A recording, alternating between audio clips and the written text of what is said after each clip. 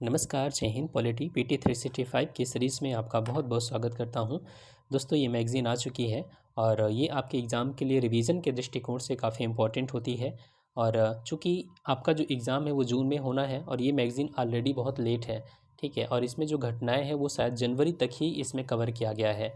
तो अभी फरवरी, मार्च, अप्रैल, मई तक की घटनाओं को, लगभग अप्रैल तक की घटनाओं को तो कवर करना ही होगा। और ध्यान रखना है, अगर आप मंथली मैगज़ीन फॉलो करते हैं तो पीटी 365 को पढ़ने की बिल्कुल भी रिक्वायरमेंट नहीं है। विज़न की मैगज़ीन की बात हो रही है, ठीक है। क्योंकि यहाँ पर जो चीज़ें दी गई हैं वो उसी में से चीज़ों को निकाला गया है, सॉर्ट में दिया गया है, ठीक है। और यहाँ पर चीज़ों को पीटी के दृष्टिकोण से ध्यान में रखा गया है। मेंस के टॉपिक को इंक्लूड नहीं किया गया। हालांकि जो निजी क्षेत्र में स्थानीय आरक्षण है, जैसे ये दोनों ही टॉपिक बनेगा, पीटी और मेंस दोनों के लिए।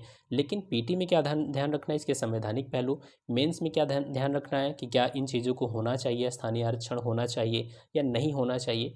तो दोनों अलग अलग पहलू बनते हैं, ठीक है। जब आप पूरी मैगज़ीन को फॉलो करते हैं तो वहाँ आप डिटेल में चीज़ों को पढ़ते हैं और यहाँ पर उसको हमें शॉर्ट में देखना है, ठीक है। तो चलिए शुरू करते हैं। हम बहुत जल्दी इसको कंप्लीट करने की कोशिश करेंगे विद डिटेल। जो भी चीज़ें इसमें स्किप की गई हैं हम उन चीज़ों को भी इंक्लूड करेंगे, ठीक है। शुरू करते हैं। देखिए, अभी पिछले कुछ सालों में कई राज्यों ने अपने यहाँ पर स्थानीय आरक्षण लागू किया निजी क्षेत्र में, मतलब कि वहाँ के लोगों को ही रोजगार दिया जाए। सपोज जैसे कि हरियाणा सरकार ने लागू किया था, एक कानून बनाया था, हरियाणा राज्य स्थानीय उम्मीदवार नियोजन अधिनियम 2020। ये जो कानून है 15 जनवरी 2022 को लागू हुआ हरियाणा में।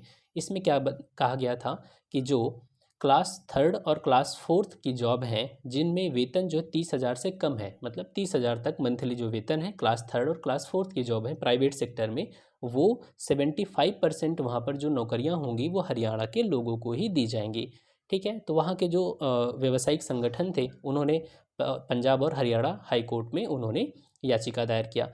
तो वहाँ पर जो पंजाब और हरियाणा हाई कोर्ट थे उसने रोक लगा दिया हरियाणा के इस कानून पर। फिर हरियाणा सरकार ने सुप्रीम कोर्ट में चुनौती दिया। अब सुप्रीम कोर्ट ने जब चुनौती दिया गया तो सुप्रीम कोर्ट ने भी अपना डिसीजन दे दिया 17 फरवरी 2022 को। अब देखिए यहाँ पर जो चीज़ दी गई है, अब जरा समझिए, इस मैगजीन में सिर्फ यहीं तक दिया गया है कि सुप्रीम कोर्ट में चुनौती दी गई हरियाणा सरकार के द्वारा, जो डिसीजन पंजाब और हरियाणा हाई कोर्ट ने दिया था। लेकिन अब चूंकि इसके आगे अगर नहीं पढ़ेंगे तो ये आधा अधूरा हो जाएगा ना।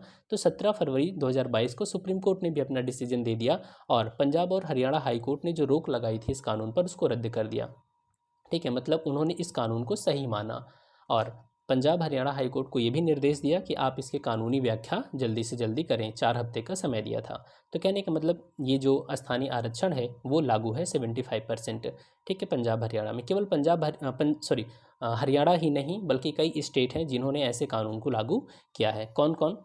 देखिए, महाराष्ट्र है, आंध्र प्रदेश है, कर्नाटक है, मध्य प्रदेश, इन सब ने पहले से निजी नौकरियों को आरक्षित करने का प्रयास किया है। अब चूंकि ये जो आरक्षण की बात हो रही है निजी क्षेत्र में 75%, तो ये कानूनी पछड़े में तो इसको फंसना तय था। यहीं पर एक कॉन्सेप्ट आता है सन ऑफ द सॉइल, भूमिपुत्र की अवधारणा। भूमिपुत्र का मतलब क्या होता है? ये वही बात है कि जो सरकारी नौकरियां हैं उनको राज्य के युवाओं के लिए आरक्षित कर दिया जाए, ठीक है। ध्यान रखना, मध्य प्रदेश ने ऐसा करने की कोशिश किया था। जब मध्य प्रदेश ने ऐसा किया तब इससे जो हमारे फंडामेंटल राइट्स से रिलेटेड इश्यूज हैं वो उभर करके सामने आए थे, ठीक। कौन कौन से? जैसे देखिए, आर्टिकल 16 कहता है कि राज्य जो है वो जन्म या निवास स्थान के आधार पर कोई भेदभाव किसी से नहीं करेगा।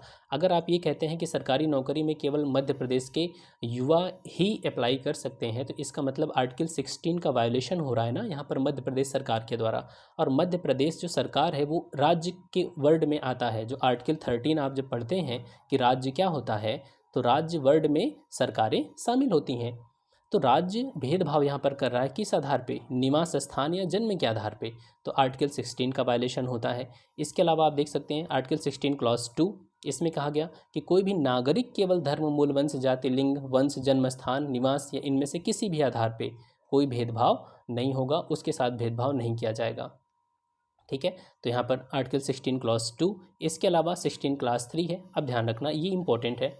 16 क्लॉज 3 कहता है कि अगर नौकरियों में निवास की आवश्यकता को निर्धारित करने वाला कोई कानून अगर बनाना भी है तो वो संसद बनाएगी, स्टेट नहीं बना सकते। स्टेट की जो लेजिस्लेटिव असेंबली है वो नहीं बना सकती इस कानून को। अगर लेजिस्लेटिव काउंसिल भी है तो वो भी, मतलब विधानमंडल कह लीजिए, तो मतलब संसद बना सकती है। जैसे कि अगर एमपी में एमपी की नौकरियों को एमपी के लोगों के लिए आरक्षित रखना है तो ऐसा कानून कौन बनाएगा? संसद बना सकती है, ना कि राज्य बनाएंगे। ठीक है, तो यहाँ पर इसका भी वायलेशन हो रहा है।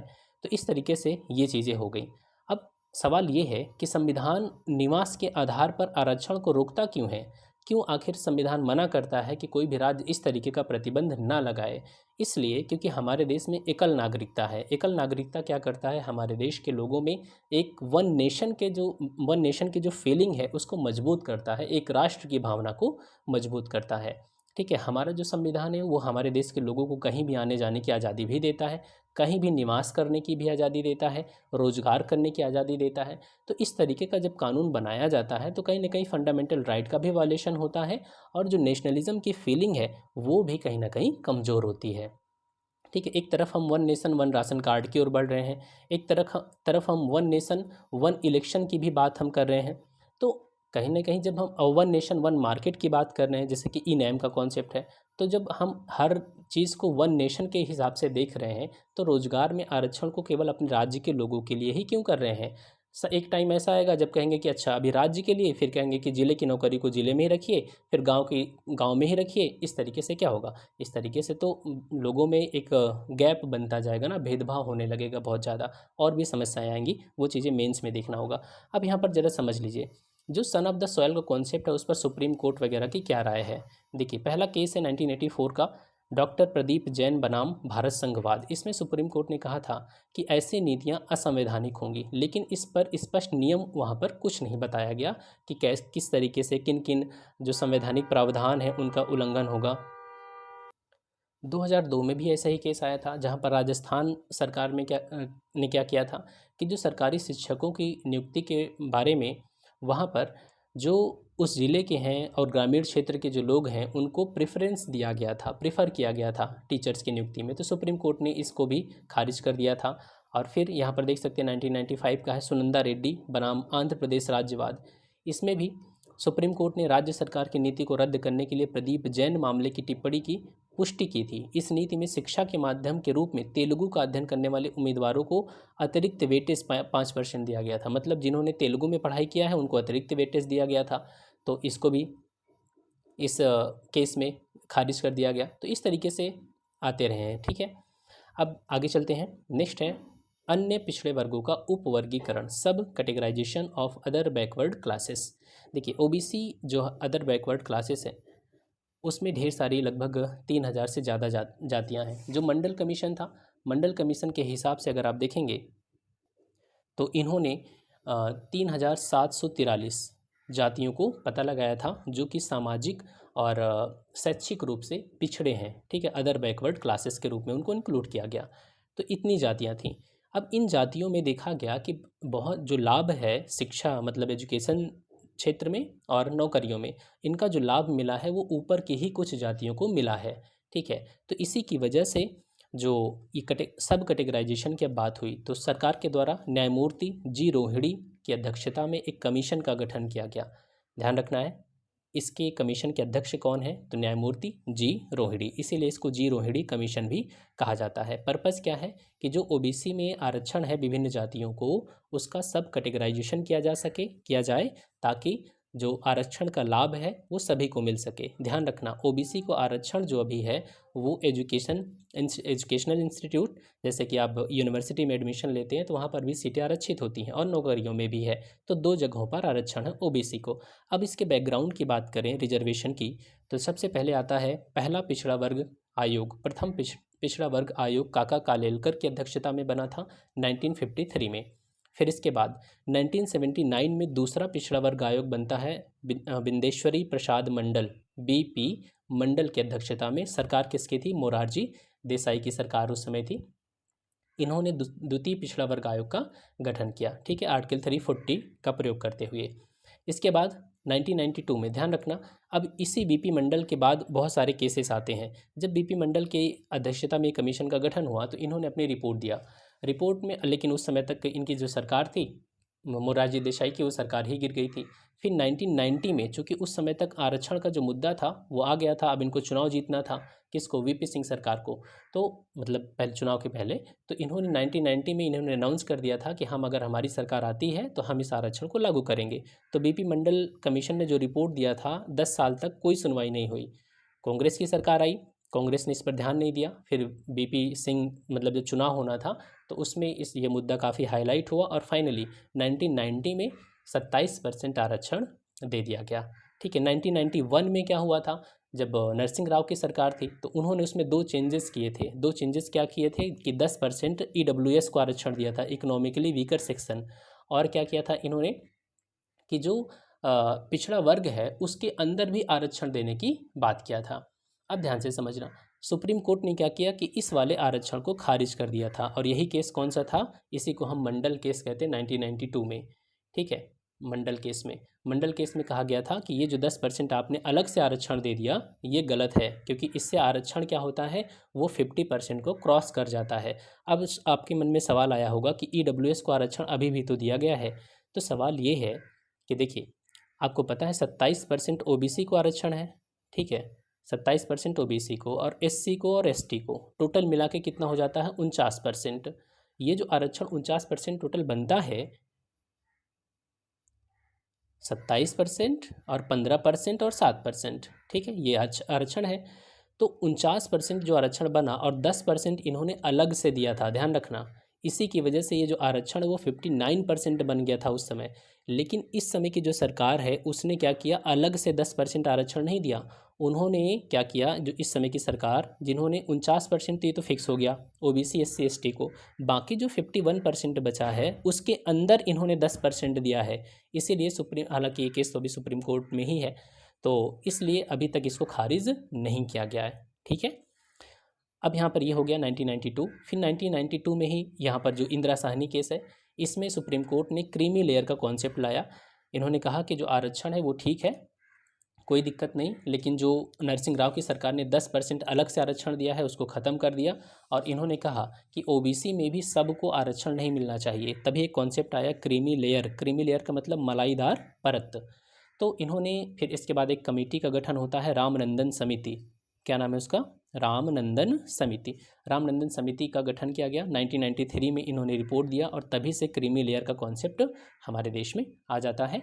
और आज जो है वो प्रावधान 8 लाख रुपए का है कि 8 लाख रुपए अगर किसी की फैमिली इनकम है 8 लाख से ज़्यादा तो उसे आरक्षण का लाभ नहीं मिलेगा। लेकिन ध्यान रखना, क्रीमी लेयर ये पहली बार नहीं था 1993 में। इससे पहले 1971 में क्रीमी लेयर शब्द का पहली बार यूज़ किया गया था सत्तानाथम कमीशन के द्वारा। किसके द्वारा, सत्तानाथम कमीशन के द्वारा।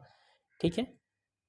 जो इंदिरा साहनी केस था 1992 में, उसमें ध्यान रखना एक बहुत ही इंपॉर्टेंट पॉइंट है कि आरक्षण जो होना चाहिए वो सामाजिक और शैक्षिक रूप से पिछड़े वर्ग के लिए उपलब्ध होगा, आर्टिकल 16 क्लॉज 4। और जो आरक्षण वर्टिकल वाला है वो 50% की ऊपरी सीमा से ज़्यादा नहीं होना चाहिए, विशेष परिस्थितियों को छोड़ करके। और पदोन्नति में कोई आरक्षण नहीं होगा। ठीक है, प्रमोशन में कोई भी आरक्षण नहीं होगा। ये इंदिरा साहनी केस का जजमेंट है। क्लियर हो गया। अब यहाँ पर जरा सा हम समझ लेते हैं कि उपवर्गीकरण में क्या क्या बातें हैं।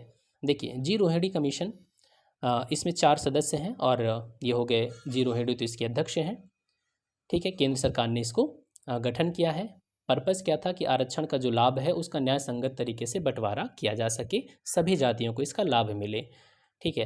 अब इसमें कैटेगराइजेशन, अब ज़रा ध्यान से समझना, इन्होंने क्या किया, जो मंडल कमीशन है उन्होंने 3743 जातियों को लिया था, लेकिन इन्होंने क्या लिया है, इन्होंने बहुत ही कम जातियों को लिया, 2633 जातियों को, क्योंकि इन्होंने जनगणना का जो यूज़ किया है वो 1931 की जनगणना का यूज़ किया है, क्योंकि उसी समय हमारे देश में जातिगत जनगणना हुई थी। ठीक है। तो इन्होंने 2633 जातियों को 4 भागों में बांटने का प्रस्ताव रखा है। कितने भागों में, 4 भागों में। और 2633 जातियों को इनके हिसाब से 27% टोटल आरक्षण है। तो 1, 2, 3 एंड 4। अब जरा समझ लीजिए, जो फर्स्ट पार्ट में जिन जातियों को रखा जाएगा उनको 2% आरक्षण, फिर सेकंड पार्ट में 6%, फिर 9% और फिर 10%। मतलब समझ रहे होंगे, 2% आरक्षण उनको मिलेगा जो अभी तक आरक्षण का लाभ लेती आई हैं। ठीक है। और जिनको सबसे कम लाभ मिला है उनको 10% वाले में रखा जाएगा। अब ज़रा ध्यान से समझना, जैसे बिहार जैसे जो स्टेट हैं वहाँ पर आप कैटेगरी देखेंगे, जब भी कट ऑफ आती है तो वहाँ कट ऑफ पहले से अलग से बनती है। जैसे कि एक बनेगा एक्सट्रीमली बैकवर्ड क्लासेस, फिर एक बनेगा बैकवर्ड क्लासेस। तो यहाँ देख रहे हैं ना, जो ओबीसी है उसको ही दो भाग में बांटा गया है, यही काम अब यहाँ पर हो रहा है। ठीक है, देखिए ये जो फर्स्ट नंबर रखा गया ना, जिनको 2% आरक्षण देने की बात की गई, उसमें 1674 जातियों को रखा गया। सेकंड नंबर जो 6% आरक्षण है उसमें 534 जातियों को, जो 9% आरक्षण उसमें 328 जातियों को, 10% आरक्षण 97 कास्ट को। ये वो हैं जो शायद जिनको बहुत कम लाभ मिला है या बिल्कुल भी लाभ नहीं मिला है। ठीक है, और देख रहे हैं कि 2% वाले में जातियाँ सबसे ज़्यादा हैं, 1674। तो रोहिणी कमीशन ने इस तरीके से इन्होंने प्रस्ताव रखा है। ध्यान रखना, राष्ट्रीय पिछड़ा वर्ग आयोग के अनुसार 11 राज्यों यूटीज़ में, यहाँ जैसे तेलंगाना, पुदुचेरी, हरियाणा, झारखंड, बिहार, जो मैंने अभी बात बताई है, यहाँ पर ओबीसी का उपवर्गीकरण पहले से किया गया है। जैसे कट ऑफ बनेगी तो एक बीसी की बनेगी, मतलब बैकवर्ड क्लास, फिर उसमें भी एक एक्सट्रीमली बैकवर्ड क्लास, इस तरीके से। ठीक है, तो ये सब कैटेगराइजेशन का पूरा क्लियर हो गया। अब एक पॉइंट यहाँ देख लेते हैं राष्ट्रीय पिछड़ा वर्ग आयोग के बारे में। राष्ट्रीय पिछड़ा वर्ग आयोग जो है वो अब एक संवैधानिक निकाय है। 1993 में इसका गठन हुआ था, पहले संवैधानिक निकाय नहीं था। 102वां संविधान संशोधन हुआ और हमारे संविधान में आर्टिकल 338 338 का बी ऐड किया गया और इसको संविधान में शामिल कर लिया गया। ठीक है, तो इस तरीके से राष्ट्रीय पिछड़ा वर्ग आयोग। आगे चलते हैं। देखिए, ये 102वां संविधान संशोधन से जुड़े कुछ घटनाक्रम यहाँ पर दिया गया है, क्या क्या चीज़ें हैं देख लेते हैं। इसमें दो आर्टिकल जोड़े गए थे, आर्टिकल 338 बी और 342 का ए। आर्टिकल 338 का बी क्या है, तो ये तो क्लियर है कि राष्ट्रीय पिछड़ा वर्ग आयोग को इसमें शामिल कर लिया गया और वो एक संवैधानिक निकाय बन गया। दूसरा है 342 का ए, इसमें क्या बताया गया है। अब यहाँ समझना, इसी के बाद एक केस और आएगा, इस चीज़ को ध्यान से समझना है, नहीं तो यहाँ से क्वेश्चन जो आएगा वो गलत हो सकता है। ठीक है, इसमें कहा गया कि जो ओबीसी है ना, ओबीसी में किस कास्ट को शामिल किया जाएगा, किस जाति के लोगों को, ये पावर किसके पास है, राष्ट्रपति के पास। ठीक है, राष्ट्रपति के पास, और संसद जो है वो इस लिस्ट में चेंज कर सकती है। नई अगर कास्ट को ओबीसी के रूप में इंक्लूड करना है तो कौन करेगा, राष्ट्रपति करेगा। और जो लिस्ट तैयार हो गई उस लिस्ट को चेंज कौन कर सकता है, संसद कर सकती है, जो केंद्र के लिए है। ध्यान रखना, केंद्रीय जो सूची होती है ओबीसी की, हमारे यहाँ दो लिस्ट तैयार होती है, एक तो स्टेट की होती है और एक सेंटर की होती है। आप देखे होंगे कुछ ऐसी जातियाँ हैं जो यूपी में तो ओबीसी के लिए आती हैं, लेकिन जब वो सेंट्रल के लिए कोई सर्विस के लिए फॉर्म भरते हैं तो वो जनरल में आते हैं। ठीक है, तो मतलब वहाँ पर सेंटर में उन्हें ओबीसी नहीं माना जाता। तो ये वही इशू है। इसमें कहा गया कि जो ओबीसी की पहचान है ना वो राष्ट्रपति करेगा और संसद उस लिस्ट में चेंज कर सकती है। लेकिन जब इसमें विवाद आया, फिर राज्यों ने विरोध किया इस चीज़ का, तब सरकार ने 342 ए में संशोधन किया और एक तीसरा खंड जोड़ा गया 342 ए क्लॉज 3। इसमें कहा गया कि ठीक है, राज्यों को इनकी पावर वापस की जाती है, राज्य अब खुद तय करेंगे कि किस कास्ट को ओबीसी में शामिल किया जाए। तो ध्यान रखना, आज क्या सिचुएशन है, आज सिचुएशन ये है कि ओबीसी की पहचान कौन कर सकता है, राज्य कर सकते हैं। हालांकि लिस्ट दो तैयार होगी, एक लिस्ट तैयार होगी स्टेट के लिए और दूसरी लिस्ट तैयार होगी सेंटर के लिए। सेंटर अपनी लिस्ट तैयार करेगा और स्टेट अपनी लिस्ट तैयार करेगा। क्लियर हो गई बात, ठीक है। अब यहाँ पर नीचे वही बातें बताई गई जो मैंने अभी बताया कि पहले राज्य जो थे वो ऐसा करने के लिए स्वतंत्र थे कि किस जाति को ओबीसी के रूप में शामिल किया जाए। लेकिन मराठा आरक्षण पर एक जब सुप्रीम कोर्ट का जजमेंट आया था तो इसमें सुप्रीम कोर्ट ने कहा था कि राष्ट्रपति ही ऐसा कर सकता है कि किस कम्युनिटी को ओबीसी के रूप में शामिल किया जाए। तो राष्ट्रीय पिछड़ा वर्ग आयोग की सिफारिश पर राष्ट्रपति ऐसा कर सकता था। लेकिन ध्यान रखना, कानून ये सुप्रीम कोर्ट ने ऐसा डिसीजन तब दिया था जब कानून ये वाला लागू था, जब अमेंड नहीं किया गया था। ठीक है, जब अमेंड हो गया तो अब ये डिसीजन भी समझिए कि नल एंड वॉइड हो गया। ठीक है, चलिए नेक्स्ट बात करते हैं। ये जो टॉपिक है वो मेडिकल में आरक्षण को लेकर के है। देखिए, हमारे देश में एक सिस्टम लागू हुआ था, ऑल इंडिया कोटा। ये लागू हुआ था 1986 में। अभी हाल का क्या रेफरेंस है, हाल का रेफरेंस ये है कि सरकार ने ओबीसीज़ के लिए 27% और ईडब्ल्यूएस के लिए 10% आरक्षण लागू किया है मेडिकल और डेंटल कॉलेजों में, जो यूजी और पीजी के कोर्सेज होते हैं। इसका ये मतलब हुआ कि अभी तक ये लागू नहीं हुआ था। 2007 में आपको पता है कि हमारे देश में शिक्षा में, मतलब जो हायर इंस्टीट्यूट्स हैं वहाँ पर एडमिशन के लिए आरक्षण सिस्टम को लागू किया गया था। 27% ओबीसी को 15% SC को और 7.5% ST को। ठीक है, ये पूरा सिस्टम लागू हुआ था। लेकिन ध्यान रखना, इसमें जो है मेडिकल और डेंटल कोर्स की जो सीटें थी वो शामिल नहीं थी। ठीक है, और इसमें 27% जो OBC आरक्षण था उनको इसमें इंक्लूड नहीं किया गया था। तो सरकार ने अभी क्या किया, अभी इसको और EWS को 27% OBC को और 10% EWS को आरक्षण लागू कर दिया। इस पूरे जो पॉइंट दिए गए हैं यहाँ पर, इन सब का क्रक्स यही है। ठीक है, तो और ज़्यादा इसमें डिटेल में नहीं जाना है। आगे चलते स्थानीय निकायों में OBC के लिए आरक्षण। तो स्थानीय निकायों में अभी OBC को आरक्षण देना ये राज्य पर डिपेंड करता है। जब आप पंचायती राज अधिनियम पढ़ेंगे तो वहाँ पर देखेंगे कुछ अनिवार्य प्रावधान हैं और कुछ हैं कि वो राज्य के ऊपर डिपेंड है, वो देना चाहते हैं या नहीं। SC ST और महिलाओं को ये आरक्षण देना कंपलसरी है। OBC को आरक्षण दिया जाए पंचायतों में या नहीं दिया जाए, ये उस राज्य पर डिपेंड करता है। ठीक है, तो ये ध्यान रखना। आगे चलते हैं, नेक्स्ट टॉपिक क्या है, मूल ढांचा, बेसिक स्ट्रक्चर को लेकर के है। बेसिक स्ट्रक्चर जरा समझ लेते हैं। बेसिक स्ट्रक्चर किस केस में आया था, ये आया था केशवानंद भारती बनाम केरल राज्यवाद में। केशवानंद भारती का मुद्दा क्या था, इसमें क्या हुआ था कि भूमि सुधार कानून लाया गया था केरल में। इसके तहत केशवानंद भारती जो थे उनके मठ की ज़मीन जो है वो जब्त कर लिया गया था सरकार के द्वारा। तो ये मामला गया सुप्रीम कोर्ट में। सुप्रीम कोर्ट में कहा गया कि ये आर्टिकल 25, 26, 31 इन सब का अतिक्रमण करता है, वायोलेशन करता है। क्योंकि उस समय तक ध्यान रखना, जो संपत्ति का अधिकार था वो क्या था, एक मूल अधिकार हुआ करता था। अभी संपत्ति के अधिकार को हटाया नहीं गया, वो 1978 में 44th अमेंडमेंट के द्वारा हटाया जाता है। ठीक है, तो संपत्ति का अधिकार अभी मूल अधिकार था, तो कैसे किसी की ज़मीन को हड़प लिया जा सकता है राज्य के द्वारा। ठीक, तो ये केस गया सुप्रीम कोर्ट में और फाइनली जो केशवानंद भारती केस था, इसी में सुप्रीम कोर्ट ने कहा कि जो संसद है वो हमारे संविधान के किसी भी हिस्से में संशोधन कर सकती है, लेकिन वो बेसिक स्ट्रक्चर में संशोधन नहीं कर सकती। फिर सवाल क्या आया कि बेसिक स्ट्रक्चर क्या, ये नई चीज़ कहाँ से आ गई। ये बेसिक स्ट्रक्चर कुछ और नहीं है, जो सुप्रीम कोर्ट तय करेगा वही बेसिक स्ट्रक्चर है। मतलब क्योंकि बेसिक स्ट्रक्चर हमारे संविधान में क्या कहीं पर लिखा है, नहीं लिखा। तो बेसिक स्ट्रक्चर है क्या, मूल ढांचा। तो मूल ढांचा वही है जो संविधान सर्वोच्च न्यायालय समय समय पर तय करेगा।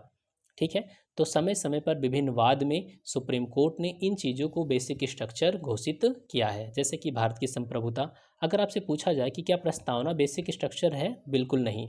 प्रस्तावना का कोई शब्द हो सकता है बेसिक स्ट्रक्चर, पूरी प्रस्तावना नहीं। क्या फंडामेंटल राइट बेसिक स्ट्रक्चर है, नहीं। फंडामेंटल राइट नहीं, बल्कि फंडामेंटल राइट के कुछ वर्ड हो सकते हैं, कोई आर्टिकल हो सकता है, पूरा फंडामेंटल राइट नहीं। अभी तक तो यही है। ठीक है, जब अगर सुप्रीम कोर्ट अनाउंस कर देगी तो बात अलग है। तो ध्यान रखना, आज हमारा जो संविधान है उसमें संसद कहीं पर भी संशोधन कर सकती है, प्रस्तावना से लेकर के संविधान के किसी भी हिस्से में। ठीक है, वो कोई नया आर्टिकल ऐड कर सकती है, किसी आर्टिकल को रिमूव कर सकती है, किसी आर्टिकल में अमेंड कर सकती है, संशोधन कर सकती है। और लेकिन ध्यान रखना, वो बेसिक स्ट्रक्चर में कोई चेंज नहीं कर सकती। तो जैसे कि भारत की संप्रभुता, संविधान की सर्वोच्चता, हमारे देश में संविधान सर्वोच्च है। अगर सरकार कानून बनाए कि अब सरकार नहीं बल्कि संसद सर्वोच्च होगी, तो सुप्रीम कोर्ट क्या करेगी, जुडिशियल रिव्यू करेगी, न्यायिक समीक्षा, और संसद के इस कानून को क्या करेगी, शून्य घोषित कर देगी। क्यों, क्योंकि कहेगी कि हमारे देश में संविधान सर्वोच्च है, संसद सर्वोच्च नहीं है, ये कानून आपका गलत है, और संविधान की सर्वोच्चता बेसिक स्ट्रक्चर है और ये कानून बेसिक स्ट्रक्चर का वायलेशन कर रहा है। ठीक है, जुडिशियल रिव्यू की पावर। तो इस तरीके से ये सब चीज़ें क्या है, बेसिक स्ट्रक्चर में आती हैं। अब ज़रा समझना इसका बैकग्राउंड क्या है। इसकी जो शुरुआत होती है जो बेसिक स्ट्रक्चर की, उसकी शुरुआत होती है गोलकनाथ मामले से। ठीक है, हालांकि गोलकनाथ मामला नहीं बल्कि उससे पहले भी जाएंगे हम तो वहाँ देखने को मिलेगा। ये मामला है शंकरी प्रसाद मामला। पूरा डिटेल बस 2 मिनट लगेगा, आप एकदम समझ में आ जाएगा पूरा क्या कॉन्सेप्ट है। देखिए, जो पहला केस आया था उसे हम कहते हैं शंकरी प्रसाद वाद। शंकरी प्रसाद मामला जो है 1951 का है। इसमें क्या मुद्दा आया था, इसमें मुद्दा ये आया था कि क्या संसद फंडामेंटल राइट में संशोधन कर सकती है क्या। ठीक है, क्या संसद फंडामेंटल राइट में संशोधन कर सकती है या नहीं कर सकती। क्योंकि जो पहला हमारे देश में संविधान संशोधन हुआ था उसमें क्या किया गया था कि जो जमींदारी प्रथा को ख़त्म किया गया था, भूमि सुधार से रिलेटेड कानून लाया गया था। ठीक है, तो इस शंकरी प्रसाद वाद में पहले संविधान संशोधन को चुनौती दी गई थी। जब पहले संविधान संशोधन को चुनौती दी गई तो सुप्रीम कोर्ट ने क्या डिसीजन दिया, सुप्रीम कोर्ट ने डिसीजन दिया कि बिल्कुल सही है। जो संसद है वो किसी भी मौलिक अधिकार को वापस ले सकती है, ख़त्म कर सकती है, क्योंकि जो आर्टिकल 13 में विधि वर्ड है ना, उसमें सामान्य विधियों के साथ साथ जो विधि वर्ड है उसमें संशोधन भी शामिल है। आर्टिकल 13 में जो विधि वर्ड है ना, आप आर्टिकल 13 को ध्यान से देखेंगे, क्योंकि आर्टिकल 13 कहता है कि राज्य कोई भी ऐसी विधि नहीं बनाएगा जो क्या हो, संविधान से असंगत हो। ठीक है, अब यहाँ पर विधि वर्ड का मतलब क्या होता है, तो सुप्रीम कोर्ट ने कहा कि जो विधि वर्ड है उसमें संविधान संशोधन आता है, इसलिए क्या कर सकती है, जो संसद है, सॉरी, जो आर्टिकल 13 है, 13 में विधि वर्ड है, उसमें संविधान संशोधन शामिल नहीं है। इस विधि वर्ड में केवल सामान्य विधियाँ आती हैं, ना कि संवैधानिक संशोधन। इसलिए संसद के पास पावर है कि वो फंडामेंटल राइट को ख़त्म कर सकती है। अब क्या हुआ, दूसरा केस आता है सज्जन सिंह बनाम, ये भी लगभग केस वैसे ही था, सज्जन सिंह वाद 1965 में। ध्यान रखना, इनको क्रम भी आपसे पूछा जा सकता है। ठीक है, थर्ड केस आता है 1967 में गोलकनाथ वाद का। अब ये जो गोलकनाथ मामला है ये आया था 17वें संविधान संशोधन के को चुनौती दी गई थी। 17वां संविधान संशोधन क्या था, इसमें जो हमारी 9वीं अनुसूची है ना, 9वीं अनुसूची इसलिए बनाई गई थी ताकि इसका जुडिशियल रिव्यू ना किया जा सके। संसद ने कहा कि अगर 9वीं अनुसूची में किसी भी सब्जेक्ट को डाल दिया जाएगा तो उसका जुडिशियल रिव्यू नहीं हो सकता, तो 9वीं अनुसूची में कुछ सब्जेक्ट को इंक्लूड कर दिया गया था। तब ये मामला पहुंचा सुप्रीम कोर्ट में, इसी को कहा जाता है गोलकनाथ वाद। और 9वीं अनुसूची में किस संविधान संशोधन के द्वारा कोई भी सब्जेक्ट डाला गया था, 17वें संविधान संशोधन के द्वारा। तो जो गोलकनाथ वाद है वो 17वें संविधान संशोधन की वैधता को चुनौती दी गई थी। इसमें सुप्रीम कोर्ट ने अपना डिसीजन पलट दिया। जो शंकरी प्रसाद वाद है, इसमें सुप्रीम कोर्ट ने कहा कि जो फंडामेंटल राइट्स हैं उनको लोकोत्तर और अपरिवर्तनीय स्थान प्राप्त है, ट्रांसडेंटल एंड इम्यूटेबल, मतलब कि जो फंडामेंटल राइट्स हैं उनको ख़त्म नहीं किया जा सकता, संसद उनको ख़त्म नहीं कर सकती। ठीक है, तो इस तरीके से गोलकनाथ वाद में सुप्रीम कोर्ट ने अपना डिसीजन बदल दिया। अब इसके बाद क्या होता है, इंदिरा गांधी उस समय प्राइम मिनिस्टर थी, उन्हें ये बात पसंद नहीं आई। उन्होंने क्या किया, 24वां संविधान संशोधन किया। 24वां संविधान संशोधन 1971, उन्होंने आर्टिकल 13 और आर्टिकल 368 में अमेंड कर दिया। क्या अमेंड किया, जरा समझिएगा। पूरा खेल क्या था, विधि वर्ड, आर्टिकल 13 में जो विधि शब्द आता है ना, उसी का खेल था। क्योंकि जब गोलकनाथ वाद में सुप्रीम कोर्ट ने डिसीजन दिया तो उसने कहा कि विधि वर्ड में जो है वो संविधान संशोधन शामिल है, इसलिए राज्य जो है वो संविधान संशोधन करके फंडामेंटल राइट को कम नहीं कर सकता। तो इंदिरा गांधी ने कहा अच्छा ये पूरा खेल है तो चलो मैं यही करती हूँ। आर्टिकल 13 में क्या अमेंड किया उन्होंने और आर्टिकल 368 में क्या किया, देखिए उन्होंने कहा कि संसद के पास किसी भी मौलिक अधिकार को सीमित करने की शक्ति है, वापस लेने की शक्ति है, और ऐसा कोई भी संशोधन आर्टिकल 13 के तहत विधि नहीं माना जाएगा। पूरा खेल ही पलट दिया इन्होंने। तो जो 24वां संविधान संशोधन था उसमें क्या किया कि संसद के पास फंडामेंटल राइट को वापस लेने की पूरी पावर है, और ऐसा कोई भी कानून जो संविधान संशोधन होगा वो आर्टिकल 13 के तहत विधि वर्ड नहीं माना जाएगा। अब बड़ी दुविधा हुई। अब यहीं से मामला पहुंचता है किसमें, अब देखिए 25वां संविधान संशोधन में क्या, 25वें संविधान संशोधन के द्वारा इन्होंने क्या किया कि जो संपत्ति का मूल अधिकार है, अगर उसमें मुआवजा आपको दिया जाएगा तो आपकी संपत्ति ली जा सकती है। राज्य क्या कर सकता है, मुआवजा दे करके आपकी संपत्ति ले सकता है। इसमें डीपीएसपी को फंडामेंटल राइट पर प्राथमिकता दी गई, डीपीएसपी को सर्वोच्च माना गया और फंडामेंटल राइट को नीचे माना गया। ठीक है, इसमें आर्टिकल 39 के बारे में हम देखेंगे कहीं पर डिटेल में, यह 39B और 39C। 39B और 39C क्या कहता है कि जो संसाधन हैं उनका बहुत ज़्यादा संकेंद्रण नहीं होना चाहिए, और जो हमारा जो समाज रहा है, जमींदार हुआ करते थे, उनके पास ढेर सारी संपत्ति हुआ करती थी, ज़मीन हज़ारों हज़ारों एकड़ हुआ करते थे। तो सरकार को लगा कि ये चीज़ ठीक नहीं है, और दिक्कत क्या थी कि संपत्ति का अधिकार उस समय मूल अधिकार था, और 39B 39C ये डीपीएसपी में है। अब इसको लागू अगर हम करना चाहते हैं तो कहीं ना कहीं फंडामेंटल राइट का वायलेशन हो रहा था। तो इंदिरा गांधी की सरकार ने जो संविधान संशोधन किया 25वां, इसमें कहा गया कि जो 39B और 39C अगर इसको लागू करने के लिए कोई कानून बनाया जाता है तो वो फंडामेंटल राइट का वायलेशन नहीं माना जाएगा, भले ही उसका वायलेशन होता हो, और उसको कोई चुनौती नहीं दे सकता। अब यहीं पर इसके बाद जजमेंट आता है केशवानंद भारतीवाद। केशवानंद भारती बाद में क्या हुआ 1973, इसमें सुप्रीम कोर्ट ने कहा कि ठीक है भैया, आपने जो संशोधन किया है 24वां वो सही है, हम इसमें कुछ नहीं कहेंगे। ठीक है, अब सुप्रीम कोर्ट ने फिर एक नई चीज़ दे दिया, बोला कि आप जहाँ भी संशोधन करना है करिए। आप कहते हैं कि फंडामेंटल राइट को भी हम कम कर सकते हैं, करिए, लेकिन बेसिक स्ट्रक्चर को आप ख़त्म नहीं कर सकते। हम जो चीज़ कहेंगे कि ये बेसिक स्ट्रक्चर है तो आप उसको कभी भी हटा नहीं सकते। अब इंदिरा गांधी की बात पसंद नहीं आई, बोले कि ये क्या मतलब, मैंने तो इतना किया, अब फिर से तुमने एक चीज़ लाद दी हमारे ऊपर कि हम कोई भी संशोधन नहीं कर सकते, जो तुम कह दोगे हम मान लेंगे। तब इंदिरा गांधी ने फिर नाराज़ हो गई। अब उन्होंने 42वां संविधान संशोधन कर दिया फिर से वापस।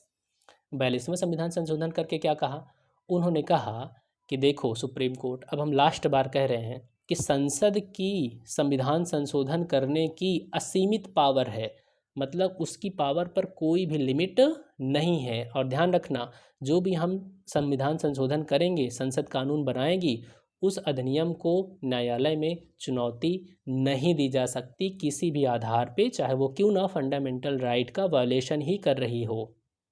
ठीक है, तो बहुत ही खतरनाक था 42वां संविधान संशोधन, इसमें ढेर सारी प्रोविजंस थे, इसीलिए हम इसको मिनी कॉन्स्टिट्यूशन भी कहते हैं। ठीक है, तो जब ये बात आई तो सुप्रीम कोर्ट को लगा कि ये क्या बात हुई, ये तो जुडिशल रिव्यू की पावर को ही छीने ले रहे हैं, जो हमारी न्यायिक समीक्षा की पावर है, जो कि संविधान सुप्रीम कोर्ट को देता है, उसी पावर को छीने ले रहे हैं। अब केस आता है Minerva mills case. Minerva mills वाद में सुप्रीम कोर्ट ने क्या कहा कि भैया ये बात तो गलत है कि हम कोई भी कानून की जुडिशल रिव्यू नहीं कर सकते। तो मिनर्वा मिल्स केस में सुप्रीम कोर्ट ने कहा कि जुडिशियल रिव्यू जो है वो हम बेसिक स्ट्रक्चर है संविधान का, आप इसको नहीं छीन सकते। तो 42वें संविधान संशोधन के कुछ प्रोविजंस को इन्होंने क्या किया, ख़त्म कर दिया, जिस जहाँ पर जुडिशियल रिव्यू को रोकने की बात की गई थी। और फाइनली जो एस आर बोम्मई वाद है, एस आर बोम्मई केस, और इसके बाद देखेंगे आप एक केस और आता है वामन राव केस 1981 में। जो वामन राव मामला है 1981 का, इसमें सुप्रीम कोर्ट ने कहा था कि बेसिक स्ट्रक्चर का जो सिद्धांत है वो क्लियर है, उसमें कोई डाउट नहीं है। और ये जो फैसला है बेसिक स्ट्रक्चर का वो 24 अप्रैल, कब से, 24 अप्रैल 1973, ये वो दिन है जब केशवानंद भारती मामले का फैसला सुनाया गया था। तो इसकी बाद से जो भी कानून बनेगा उस पर बेसिक स्ट्रक्चर का सिद्धांत लागू होगा। ठीक है, कोएल्होवाद क्या था, कोएल्होवाद में ये था कि जो 9th शेड्यूल है उसकी भी जुडिशियल रिव्यू हो सकती है। ठीक है, क्योंकि 9th शेड्यूल बनाया ही इसीलिए गया था कि इसकी जुडिशियल रिव्यू ना की जा सके, लेकिन कोएल्होवाद में सुप्रीम कोर्ट ने कहा कि इसकी भी जुडिशियल रिव्यू हो सकती है। ठीक है, ये मैंने पूरा चीज़ आपको बता दिया, यहाँ पर जो भी बातें लिखी हुई हैं। आगे चलते हैं समान नागरिक संहिता के बारे में। समान नागरिक संहिता क्या होती है, देखिए हमारे संविधान का आर्टिकल जो 44 है वो समान नागरिक संहिता का प्रावधान करता है। क्योंकि डीपीएसपी जो है वो कानूनी रूप से लागू नहीं है, इसलिए हमारे देश में अभी समान नागरिक संहिता नहीं है। देखिए जब हम आज़ाद हुए तो भी हमारे देश में अनेक धर्म के लोग उस समय विद्यमान थे, हिंदू मुस्लिम। स्पेशली मुस्लिम्स की अगर बात करें तो उन्हें एक बात का डर था कि जो हिंदुस्तान है, भारत है, वो हिंदू बहुल है, और कहीं हम अगर इस देश में रुक गए तो कहीं हमारे ऊपर हिंदू संस्कृति ना लागू कर दी जाए, लाद दी जाए ज़बरदस्ती। तो उस समय के जो हमारे लोग थे उन्होंने धार्मिक आज़ादी, धर्म की स्वतंत्रता का अधिकार दिया, फंडामेंटल राइट उसे अनाउंस कर दिया। ठीक है, और ये भी कहा कि ठीक है अगर आपको इतना डर लगता है तो ठीक है, कोई बात नहीं, हम आपको पूरी धार्मिक आज़ादी देंगे और आप अपने व्यक्तिगत कानून को, आपका जो व्यक्तिगत जीवन होगा, जैसे विवाह, तलाक और जो कस्टडी है, बच्चों की कस्टडी है, इन सब मुद्दों पर आपके जो कानून हैं, आपके धार्मिक कानून हैं वो लागू होंगे, ताकि उनके अंदर जो डर का भाव है वो ख़त्म किया जा सके।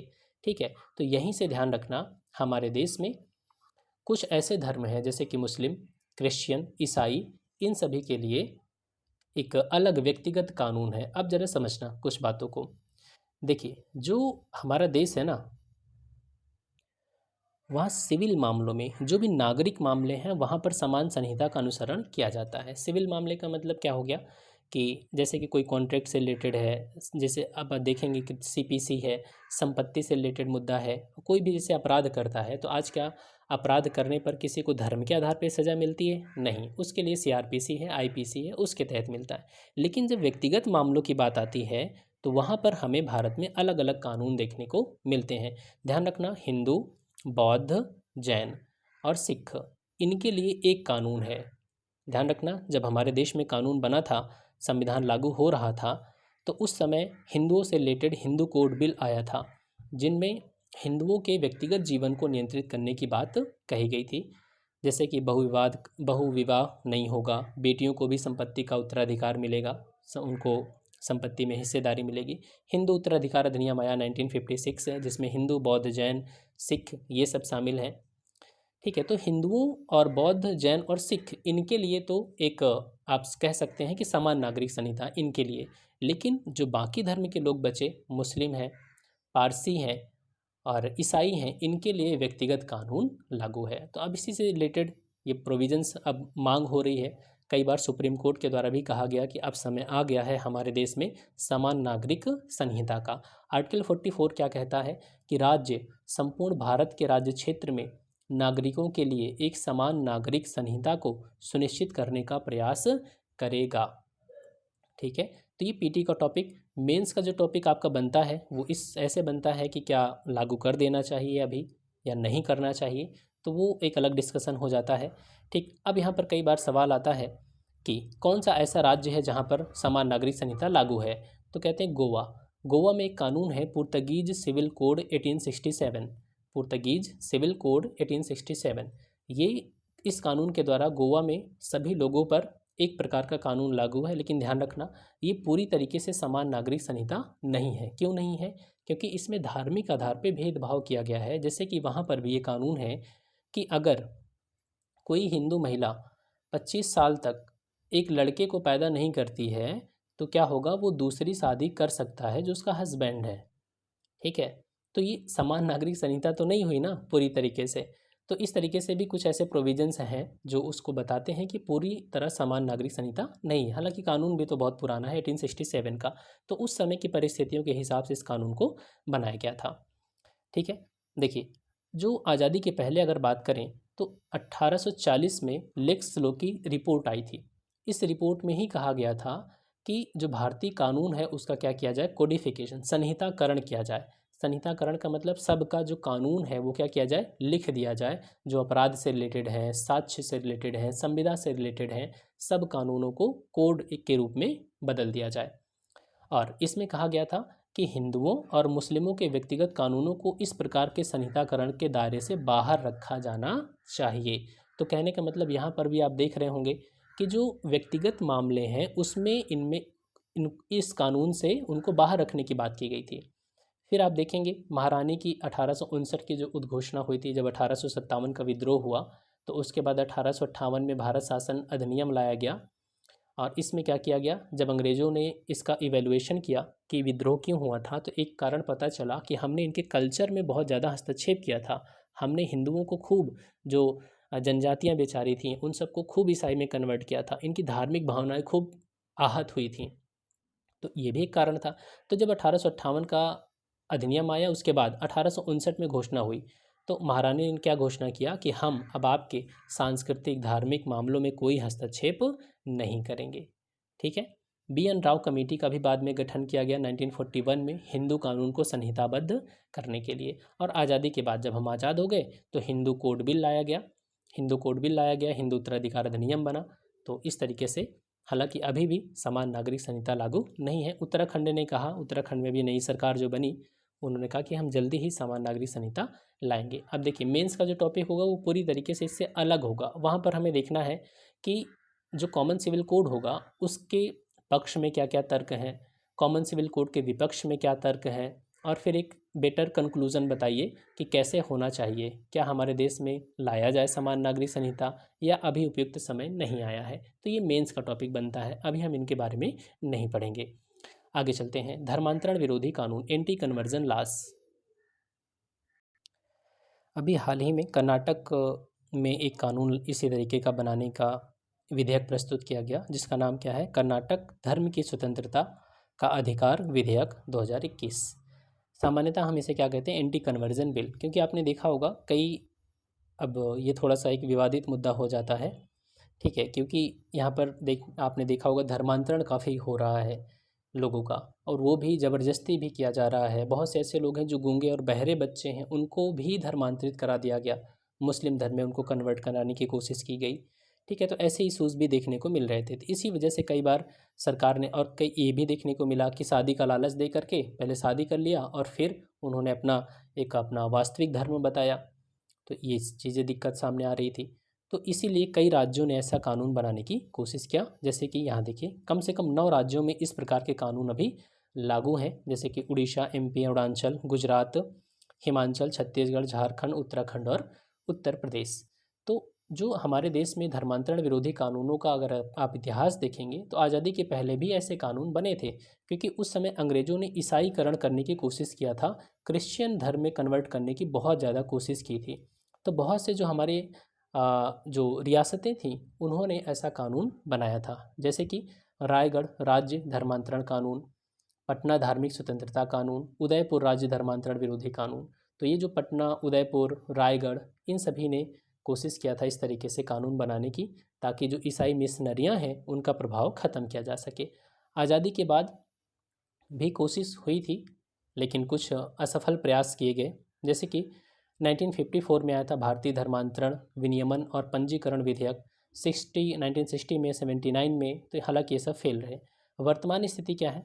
तो वर्तमान में सरकार ने कहा, कानून मंत्रालय ने 2015 में कहा था कि जो ये पूरा मामला है ना, वो राज्य सूची का विषय है। तो राज्य चाहें तो इस पर कानून बना सकते हैं, और अगर संसद कानून बनाएगी तो ये संविधान के सिद्धांतों के अनुरूप नहीं होगा। तो उसके बाद फिर ढेर सारे राज्यों ने कानून बना दिया। ठीक है, तो ये पूरा राज्य का मुद्दा है, तो राज्यों ने कानून बनाया। अब जरा समझ लेते हैं कि इस पर सुप्रीम कोर्ट का क्या डिसीजन है, जो धर्मांतरण विरोधी कानून है, देख लेते हैं। इसमें पहला जो केस है वो है स्टेनिस्लॉस बनाम मध्य प्रदेश राज्य और अन्य वाद। अन्य का मतलब इसमें और स्टेट शामिल होंगे इस वजह से, जैसे कि इसमें एमपी और उड़ीसा, यहाँ पर पहले से धर्मांतरण विरोधी कानून था, तो उन कानूनों को चुनौती दी गई थी। यही वो मुद्दा है। अब जरा समझिएगा, मध्य प्रदेश में क्या हो रहा था कि हमारा जो संविधान है वो आर्टिकल 25 का क्लॉज 1 वो क्या कहता है कि अपने धर्म के प्रचार की आज़ादी है।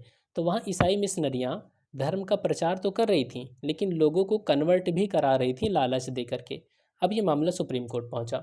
सुप्रीम कोर्ट ने कहा कि देखिए, धर्म का प्रचार करने की आज़ादी तो है, लेकिन इसका ये मतलब नहीं है कि आप किसी को लालच दे करके धर्मांतरण कराइए। ठीक है, तो सुप्रीम कोर्ट ने कहा कि ये जो धर्मांतरण विरोधी कानून है वो सही है, वो गलत नहीं है। इन कानूनों से क्या होता है, इन कानूनों से धर्मांतरण को रोका जाता है और अंतःकरण की स्वतंत्रता को बनाए रखा जाता है। क्योंकि अगर किसी व्यक्ति को आप लालच दे करके धर्मांतरण करा रहे हैं, तो इसका मतलब उसका अंतःकरण तो नहीं कह रहा ना कि हम दूसरे धर्म में कन्वर्ट हो जाएं, क्योंकि यहाँ पर तो लालच दिया गया।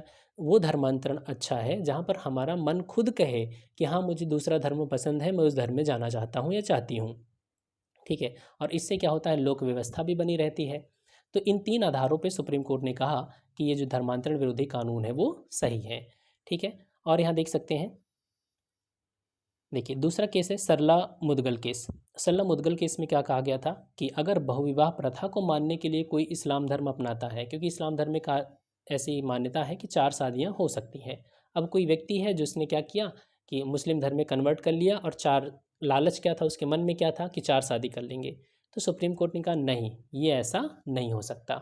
ठीक है, नेक्स्ट है लता सिंह बनाम उत्तर प्रदेश राज्य।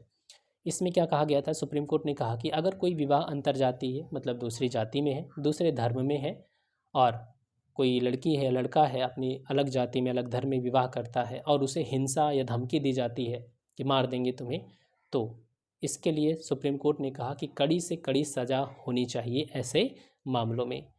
ठीक है, दूसरा नेक्स्ट केस है इसमें एम चंद्र बनाम एम थंगमुथु और अन्य वाद। ये 2010 का केस है। इसमें सुप्रीम कोर्ट ने क्या किया, इसमें सुप्रीम कोर्ट ने कहा कि जो धर्मांतरण हुआ है, मतलब धर्मांतरण साबित करने के लिए शर्तें निर्धारित किया। क्या क्या शर्त रखी, पहला कि सही मायने में धर्मांतरण हुआ हो, क्या हुआ हो, सही मायने में धर्मांतरण, और दूसरा कि उस समुदाय में स्वीकृति जिसमें जिसमें व्यक्ति धर्मांतरित हुआ है। जैसे मान लीजिए कोई हिंदू धर्म से मुस्लिम धर्म में मान लीजिए कन्वर्ट हो गया, तो क्या मुस्लिम समुदाय उसको एक्सेप्ट भी कर रहा है या नहीं कर रहा। ठीक है, तो ऐसी चीज़ें होती हैं ना, जैसे मान लीजिए कि बहुत जो हमारे दलित समुदाय के लोग हुआ करते थे, आज भी बहुत वंचित भी हैं कई जगहों पर। इनको क्या किया गया, ईसाई धर्म में कन्वर्ट किया गया लालच दे करके कि आपको तो यहाँ ईसाइयों ने क्या कहा कि आपको तो मंदिर में जाने को की अनुमति नहीं होती, आपको सड़कों पर नहीं चलने दिया जाता, आप शिक्षा नहीं प्राप्त कर सकते। तो इस तरीके से ईसाइयों ने उन्हें उनकी समस्याओं को बताया और कहा कि तुम हमारे धर्म में कन्वर्ट हो जाओ, यहाँ पर सब कुछ आपको मिलेगा। लेकिन वास्तव में क्या ऐसा हुआ? नहीं हुआ। वो दलित से ईसाई तो बन गए, अब वो दलित ईसाई बन गए। क्या बन गए? दलित ईसाई, दो वर्ड एक साथ आ गया। अब उनकी एक अलग पहचान बन गई, दलित ईसाई। लेकिन क्या उनके नाम से दलित हटा? नहीं हटा। आज भी जब वो चर्च में जाते हैं तो उनके लिए एक अलग बैठने की व्यवस्था बनी, अलग बैठेंगे वो। और जो चर्च का पादरी होता है, पादरी कभी भी दलित अभी नहीं बन पा रहा। तो भेदभाव तो वहाँ पर भी हो रहा है। तो एक्चुअल में ईसाइयों ने कभी भी उनको एक्सेप्ट किया ही नहीं। ठीक है, तो इस तरीके से यहाँ पर इन्होंने शर्तें डिसाइड किया। हालांकि याद ध्यान नहीं रखना बिल्कुल भी। आगे चलते हैं, राजभाषा का मुद्दा है, ऑफिशियल लैंग्वेज राजभाषा। अभी तुलु भाषी लोगों ने तुलु को आधिकारिक भाषा का दर्जा प्रदान करने और इसे संविधान की 8वीं अनुसूची में शामिल करने की मांग किया। आप जानते हैं कि संविधान की जो 8वीं सूची है, अनुसूची, उसमें पहले इनिशियली 14 भाषाओं को इंक्लूड किया गया था। फिर आज कितनी भाषाएं हैं? 22 हैं। तो बीच में कौन कौन सी भाषाएं आ गई? तो हमारे संविधान में 3 संशोधन हुआ, 21, 71 और दोनों को जोड़ देंगे तो 92। तो मतलब ये तीनों संविधान संशोधन हुआ है। 21वां संविधान संशोधन, 71वां संविधान संशोधन, 92वां संविधान संशोधन। जो 21वां संविधान संशोधन है वो 1961 में हुआ था और इसमें सिंधी भाषा को जोड़ा गया 8वीं अनुसूची में। 71वां संविधान संशोधन जो हुआ था वो 1992 में हुआ था। इसमें कोंकणी, मणिपुरी और नेपाली को जोड़ा गया। और 92nd जो संविधान संशोधन है वो 2003 में हुआ था। इसमें बोडो, डोगरी, मैथिली और संथाली। तो इस तरीके से 14 से ये 22 भाषाएं बन गई। तो अब तुलु को भी आधिकारिक भाषा और 8वीं अनुसूची में इंक्लूड करने की मांग हो रही है। ठीक है, अब ये जो तुलु भाषा है इसके बारे में थोड़ा सा देख लेते हैं। तुलु एक द्रविड़ भाषा है और ये कर्नाटक के 2 तटीय जिलों और दो तटीय जिले कौन कौन से हैं, जैसे कि दक्षिणी कन्नड़ और उडुपी, और केरल के कासरगोड जिले। तो मतलब बहुत ही छोटे इलाके में ये बोली जाती है। अब अगर हम राजभाषा के बारे में बात करें, राजभाषा का जो प्रावधान है वो हमारे संविधान का जो 17वां भाग है, 343 से 351 तक आर्टिकल, ये राजभाषा से संबंधित है। ठीक है, और जो अगर किसी नई भाषा को इसमें हमें शामिल करना है तो संविधान संशोधन के द्वारा शामिल किया जा सकता है, जैसे कि 21, 71, 92 ये हुआ भी है। 22 भाषाएं यहाँ पर आप देख सकते हैं, ये है 22 भाषाएं। देखिए कुछ चीज़ें आप ध्यान रख लीजिए, जैसे अंग्रेजी क्या हमारी राजभाषा या जो 8वीं अनुसूची है उसमें शामिल है? तो नहीं, अंग्रेजी को इसमें शामिल नहीं किया गया। क्या इसमें भोजपुरी शामिल है? तो भोजपुरी भी नहीं शामिल है। ठीक है, तो इतना तो ध्यान ही रखना है बिल्कुल भी। बाकी असमिया, बंगाली, गुजराती, हिंदी, कन्नड़, कश्मीरी, कोंकणी, मलयालम, मणिपुरी, मराठी, नेपाली, उड़िया, पंजाबी, संस्कृत, सिंधी, तमिल, तेलुगु, उर्दू, बोडो, संथाली, मैथिली और डोगरी, ये 22 भाषाएं हैं। तो कुछ तो ध्यान रखना, बाकी इन आप एलिमिनेशन मेथड लगाएंगे तो आसानी से बन जाएगा क्वेश्चन। ठीक है, चलिए नेक्स्ट बात करते हैं। क्या कोई मापदंड है कि किस भाषा को 8वीं अनुसूची में शामिल किया जाए? तो नहीं, संविधान में ऐसा कोई भी मापदंड तय नहीं किया गया है किसी भी भाषा को शामिल करने के लिए।